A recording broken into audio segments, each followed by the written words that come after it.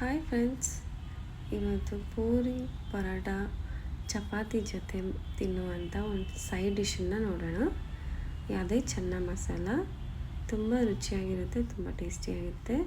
ಬನ್ನಿ ಹೇಗೆ ಮಾಡೋದು ಅಂತ ನೋಡೋಣ. ಒಂದು ಕುಕ್ಕರ್ ತಗೊಳ್ಳಿ. ಇದಕ್ಕೆ ಒಂದು 2 ಕಪ್ಪಷ್ಟು ನಾನು ಚೆನ್ನನ ನೆನೆಸಿಟ್ಟಿದ್ದೀನಿ. ಅದೇ ವೈಟ್ ಕಡಲೆಕಾಳು ಅಂತಾರಲ್ಲ ಅದನ್ನು. ಇವಾಗ ಇದನ್ನು ಹಾಕ್ಕೊಳ್ಳೋಣ. ಇದನ್ನು ಕಾಬೂಲ್ ಕಡಲೆ ಅಂತ ಕೂಡ ಕರೀತಾರೆ. ನೋಡಿ, ಕುಕ್ಕರಿಗೆಲ್ಲ ಹಾಕ್ಕೊಂಡಿದ್ದೀನಿ. ಇವಾಗ 2 ಗ್ಲಾಸಷ್ಟು ನೀರನ್ನು ಹಾಕ್ಕೊಳ್ಳಿ. ಇವಾಗ ಗ್ಯಾಸ್ ಹಚ್ಚಿಬಿಟ್ಟು ಗ್ಯಾಸ್ ಮೇಲೆ ಇಡೋಣ. ನೋಡಿ, ಇವಾಗ ಗ್ಯಾಸ್ ಹಚ್ಚಿಬಿಟ್ಟು ಇಟ್ಟಿದ್ದೀನಿ. ನೋಡಿ, ಇಷ್ಟು ಕಡಲೆಕಾಳು ಮುಳುಗೋ ಅಷ್ಟು ನೀರು ಹಾಕಿದ್ರೆ ಸಾಕು. ಅದಕ್ಕೆ ಜಾಸ್ತಿ ಏನು ಬೇಕಾಗಲ್ಲ ನೀರು. ನಿಮಗೆ ಇಷ್ಟ ಆದರೆ ಲೈಕ್ ಮಾಡಿ, ಶೇರ್ ಮಾಡಿ, ನಮ್ಮ ಚಾನಲ್ನ ಮರೆಯದೆ ಸಬ್ಸ್ಕ್ರೈಬ್ ಮಾಡಿ. ನೋಡಿ, ಇವಾಗ ರುಚಿಗೆ ತಕ್ಕಷ್ಟು ಉಪ್ಪನ್ನು ಹಾಕ್ಕೊಳ್ಳೋಣ. ಇವಾಗ ಸ್ವಲ್ಪನೇ ಉಪ್ಪನ್ನು ಹಾಕ್ಕೊಳ್ಳಿ, ಇದಕ್ಕೆ ಬೇಕಾಗದಷ್ಟು. ಆಮೇಲೆ ಮಸಾಲೆಗೆ ಇನ್ನೂ ಸ್ವಲ್ಪ ಉಪ್ಪನ್ನು ಸೇರಿಸ್ಕೊಳ್ಳೋಣ. ನೋಡಿ, ಇಷ್ಟ. ಇದನ್ನು ಒಂದು 2 ವಿಸಿಲು ಕೂಗಿಸ್ಕೊಂಡ್ರೆ ಸಾಕು. ಇದನ್ನು ಇವಾಗ ಮುಚ್ಚಳ ಮುಚ್ಚಿಬಿಟ್ಟು ಒಂದು 2 ವಿಸಿಲು ಕೂಗಿಸ್ಕೊಳ್ಳೋಣ. ನೋಡಿ, 2 ನಿಮಿಷದಲ್ಲಿ ಬೆಂದಿತ್ತೆ. ಇವಾಗ ಮಸಾಲ ರೆಡಿ ಮಾಡ್ಕೊಳ್ಳೋಣ. ನೋಡಿ, ಒಂದು 3 ಟೊಮೆಟೊ, ಒಂದು ಅರ್ಧ ಇಂಚಷ್ಟು ಶುಂಠಿ, ಸ್ವಲ್ಪ ಬೆಳ್ಳುಳ್ಳಿ, ಒಂದು ದೊಡ್ಡ ಗಾತ್ರದಷ್ಟು ಈರುಳ್ಳಿ, ಸ್ವಲ್ಪ ಕೊತ್ತಂಬರಿ ಸೊಪ್ಪನ್ನು ತೊಗೊಂಡಿದ್ದೀನಿ. ಇವಾಗ ಒಂದು ಮಿಕ್ಸಿ ಜಾರ್ ತಗೊಳ್ಳಿ. ಇವಾಗ ಟೊಮೆಟೊ ಹಾಕ್ಕೊಳ್ಳೋಣ. ಟೊಮೆಟೊ ಮತ್ತು ಶುಂಠಿ ಬೆಳ್ಳುಳ್ಳಿ ಎಲ್ಲ ಹಾಕ್ಕೋಬೇಕು. ನೋಡಿ, ಶುಂಠಿ ಒಂದು ಸ್ವಲ್ಪ ಜಜ್ಜಿಬಿಟ್ಟು ಹಾಕ್ಕೊಳ್ಳಿ. ಕೊತ್ತಂಬರಿ ಸೊಪ್ಪು ತೊಳೆದು ಕಟ್ ಮಾಡಿ ಇಟ್ಕೊಂಡಿರೋದು. ನೋಡಿ, ಬೆಳ್ಳುಳ್ಳಿ ನಾನು ಸಿಪ್ಪೆ ಸಮೇತ ಹಾಕ್ಕೊಂಡಿದ್ದೀನಿ. ನಿಮ್ಗೆ ಬೇಡ ಅಂದರೆ ನೀವು ಸಿಪ್ಪೆ ತೆಗೆದುಬಿಟ್ಟು ಹಾಕ್ಕೊಳ್ಳಿ. ನಾನು ಇವಾಗ ನೀರುಳ್ಳಿನ ಹಾಕ್ಕೊಳ್ತಾ ಇದ್ದೀನಿ. ಇದೆಲ್ಲ ಹಾಕ್ಕೊಂಡು ಒಂದು ಸ್ವಲ್ಪ ನೀರನ್ನು ಇದಕ್ಕೆ ಹಾಕ್ಕೊಳ್ಳೋಣ. ಜಾಸ್ತಿ ಬೇಡ, ಸ್ವಲ್ಪ ನೀರನ್ನು ಹಾಕ್ಕೊಂಡು ಇದನ್ನು ನುಣ್ಣಗೆ ಪೇಸ್ಟ್ ಮಾಡ್ಕೊಂಡು ಬರೋಣ. ನೋಡಿ, ಇವಾಗ ಗ್ಯಾಸ್ ಮೇಲೆ ಒಂದು ಪಾತ್ರೆ ಇಟ್ಕೊಳ್ಳಿ. ಅದಕ್ಕೆ ಇವಾಗ ಒಂದು 2 ಸ್ಪೂನು ಅಷ್ಟು ಎಣ್ಣೆನ ಹಾಕ್ಕೊಳ್ಳೋಣ. ಇದು ಒಗ್ಗರಣೆ ಮಾಡೋಕ್ಕೆ. ಆಲ್ರೆಡಿ ನಮ್ಮ ಕಡಲೆಕಾಳು ಬೆಂದಿದೆ. ಇವಾಗ ಇದಕ್ಕೆ ಒಂದು ಸ್ವಲ್ಪ ಪಲಾವ್ ಎಲೆ, ಒಂದು ಅರ್ಧ ಇಂಚಷ್ಟು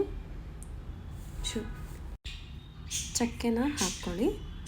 ಇವಾಗ ಸ್ವಲ್ಪ ಎಣ್ಣೆಯಲ್ಲಿ ಇದು ಬೇಯಲಿ.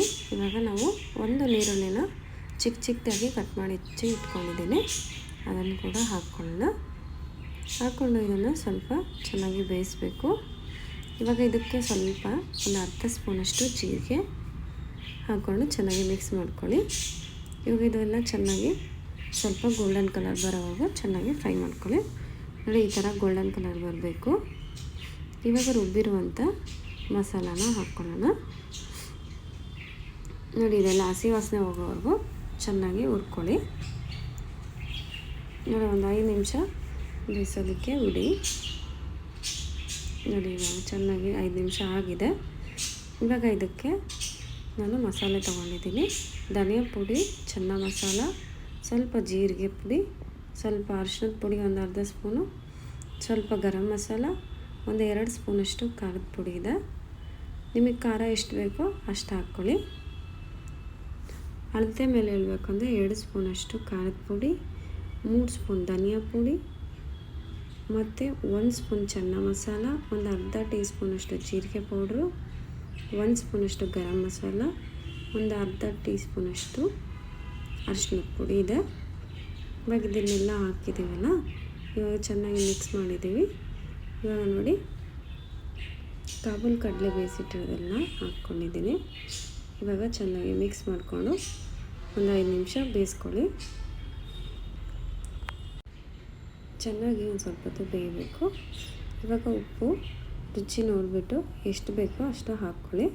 ನಾವು ಆವಾಗಲೇ ಉಪ್ಪು ಹಾಕಿರೋದ್ರಿಂದ ಇವಾಗ ಸ್ವಲ್ಪ ಕಮ್ಮಿನೇ ಹಾಕ್ಕೋಬೇಕು. ನೋಡಿ, ಇವಾಗ ಸ್ವಲ್ಪ ಹೊತ್ತು ಬೆಂದಿದೆ. ನೋಡಿದ್ರಾ? ಇನ್ನು ನಿಮಗೆ ತಿಕ್ಕಾಗಬೇಕು ಅಂದರೆ ಇನ್ನೂ ಸ್ವಲ್ಪ ಗಟ್ಟಿ ಬೇಯಿಸ್ಕೋಬೋದು. ಹೀಗೆ ಸರ್ವ್ ಮಾಡ್ತೀನಿ ಅಂದರೆ ನೀವು ಹೀಗೆ ಕೂಡ ಸರ್ವ್ ಮಾಡ್ಬೋದು. ನಾನು ಇದನ್ನು ಇನ್ನೂ ಸ್ವಲ್ಪ ಗಟ್ಟಿಯಾಗಿ ತಿಕ್ಕಾಗಿರಲಿ ಅಂತ ಇನ್ನೂ ಸ್ವಲ್ಪ ಬೇಯಿಸ್ತಾ ಇದ್ದೀನಿ. ನೋಡಿ, ಇದನ್ನು ನಾನು ಪೂರಿ ಜೊತೆ ಸರ್ವ್ ಮಾಡಿದ್ದೀನಿ. ನಿಮ್ಗೆ ಯಾವುದ್ರ ಜೊತೆ ಇಷ್ಟ ಆಗುತ್ತೆ ಅದ್ರ ಜೊತೆ ಸರ್ವ್ ಮಾಡಿಕೊಡಿ, ತುಂಬ ಚೆನ್ನಾಗಿರುತ್ತೆ. ಇಷ್ಟ ಆದರೆ ಲೈಕ್ ಮಾಡಿ, ಶೇರ್ ಮಾಡಿ, ನಮ್ಮ ಚಾನಲ್ನ ಫಾಲೋ ಮಾಡೋದನ್ನ ಮರಿಬೇಡಿ. ಕೆಳಗಡೆ ಬೆಲ್ ಐಕನ್ ಇದೆ, ಪ್ರೆಸ್ ಮಾಡ್ಕೊಳ್ಳಿ. ನೀವು ಬೆಲ್ ಐಕನ್ ಪ್ರೆಸ್ ಮಾಡೋದ್ರಿಂದ ನಾವು ಯಾವುದೇ ವಿಡಿಯೋ ಹಾಕೋದನ್ನು ಫಸ್ಟು ನಿಮಗೆ ಬಂದು ತಲುಪುತ್ತೆ. ನೋಡಿ ಎಷ್ಟು ರುಚಿಯಾಗಿರುತ್ತೆ ಅಂದರೆ ಮಕ್ಕಳಿಗೆಲ್ಲ ತುಂಬ ಇಷ್ಟ ಆಗುತ್ತೆ. ನೀವು ಒಂದ್ಸತಿ ಈ ಥರ ಮನೆಯಲ್ಲಿ ಟ್ರೈ ಮಾಡಿ ನೋಡಿ, ಹೇಗಿತ್ತು ಅಂತ ತಿಳಿಸಿ.